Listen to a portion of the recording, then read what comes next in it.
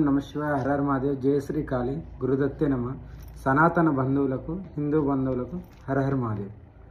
ఈరోజు నేను ఒకరి గురించి మాట్లాడాలి. చిలుకూరి బాలాజీ ప్రధాన అర్చకులు శ్రీ రంగరాజన్ మీద ఏదైతే దాడి జరిగిందో దాని గురించి నేను ఇప్పుడు చెప్పబోతున్నాను. హిందువులనే ఇలా దాడులు చేసుకుంటూ పోతే మన ధర్మాన్ని ఏం రక్షించుకుంటాం, హిందువులను కూడా ఏం రక్షించుకుంటాం? ఆయన ఎంత సేవ చేసిండో ఎవరికీ తెలియదు. ఆయన సేవని గుర్తించండి. కానీ అలాంటి వాళ్ళ మీద, అలాంటి సేవకుల మీదనే, అంత పెద్ద అర్చకులు వాళ్ళ మీదనే దాడి చేస్తుంటే నార్మల్ వాళ్ళ పరిస్థితి ఏం కావాలి? అన్య మతస్థులకు మనం చులకనైపోతాం.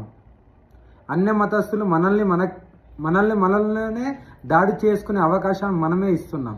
కాబట్టి ఎవరైతే ఆ అర్చకుల మీద దాడి చేశారో, రంగరాజన్ మీద దాడి చేశారో వాళ్ళని వదిలిపెట్టే ప్రసక్తే లేదు.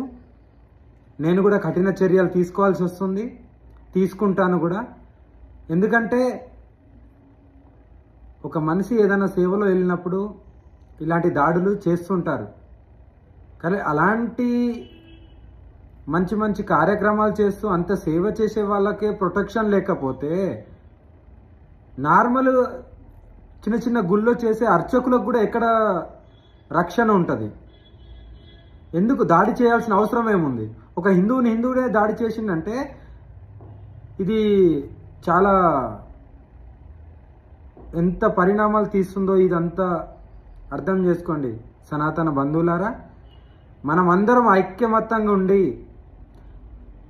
మన ఆడపిల్లలని, మన గోహత్యను మనం ఆపాలి. సనాతన ధర్మాన్ని కాపాడుకోవాలి తప్ప మనలో మనమే కొట్టుకుంటూ, మన మీద మనమే దాడులు చేసుకుంటూ ఇలా వెళ్తుంటే అన్య మతస్థులకు మనం అవకాశం ఇచ్చి మనము ఒక హేళనగా చూసే అంత ఆ స్టేజ్కి మనం తెచ్చుకోవద్దు. అందుకే ఇప్పుడు ఎవరైతే ఈ దాడి చేశారో వాళ్ళని కఠినంగా చర్యలు నేను కూడా తీసుకోవాల్సి వస్తుంది.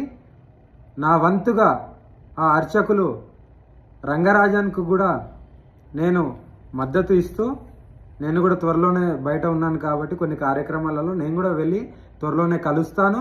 కలిసి నా వంతుగా నేను వెన్నంటూ ఉంటాను. సేవ ఎక్కడైతే ధర్మానికి సేవ చేస్తూ ఉంటారో వాళ్లకు నేను ఎప్పుడు వెన్నంటూ ఉంటాను. ఏ కష్టం వచ్చినా, ఎన్ని పరిణామాలు వాళ్ళు ఏమన్నా దాడులు జరిగి ఎదుర్కొన్నా సరే ఈ అఘోరమ్మ ఎప్పుడు వెన్నంటూ ఉంటుంది. నేను కూడా త్వరలోనే చిలుకూరు బాలాజీ వెళ్తాను, రంగరాజాన్ని కలుస్తాను. కలిసి నా వంతుగా నేను మద్దతు ఇస్తాను. ఎవరైతే దాడి చేశారో వాళ్ళని మాత్రం కఠినంగా చర్యలు తీసుకునే వరకు నేను కూడా వదలను. వదిలిపెట్టే సమస్యే లేదు. ఎందుకంటే ఇది ఇప్పుడు ఇలా అయింది, రేపటి రోజున ఇంకొకరి మీద అవుతుంది. మనం ఎవరికి అవకాశం ఇవ్వద్దు. అందరూ కలిసికట్టుగా మన ధర్మాన్ని కాపాడుకుందాం. ధర్మాన్ని కాపాడుకొని అందరం ఒక అడుగు ముందుకేస్తే ఎంతటి సమస్య అయినా తీర్చుకునేంత శక్తి మన హిందూ బంధువులకు, మన సనాతన బంధువులకు ఉంది. కాబట్టి నేను కూడా నా తరపున నేను నా పోరాటం చేస్తూనే ఉన్నాను. ధర్మం గురించి, ఆడపిల్లల గురించి, గోమాత గురించి. ఎంతమంది ఏమనుకున్నా సరే నా పోరాటం నేను ఎక్కడ కూడా ఆపను. కానీ ఇలాంటివి జరుగుతాయని ముందే తెలిసి, ఇలాంటి మేమంటే అఘోరలం కాబట్టి మేము ఎలా ఉండాలి ఏంటి, మాకు కొన్ని నియమాలు ఉన్నాయి కాబట్టి అలా ఉన్నాము. త్వరలోనే నేను చిలుకూరి బాలాజీకి వెళ్ళి ఏదైతే ఆ నాన్నగారు అర్చకులు ఉన్నారో రంగరాజన్కి నా వంతు కూడా మద్దతు తెలిపి ఇంకా ధర్మాన్ని కాపాడుకునే అంత నా చిలపాలు ఇంకా చాలా ఉన్నాయి. చాలా కార్యక్రమాలు చేస్తున్నాను, త్వరలోనే చేయబోతున్నాను. మీ అందరి ముందు కూడా వస్తాను. మీ అందరి ముంగట అఘోరి అమ్మ త్వరలో ఒక కొత్త అవతారంలో రాబోతుంది, మీరే చూస్తారు.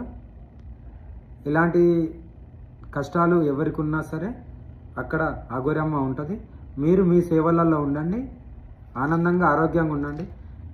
జై హింద్, జై భారత్, జై సనాతన్ ధర్మ్, హర్ హర్ మహాదేవ్.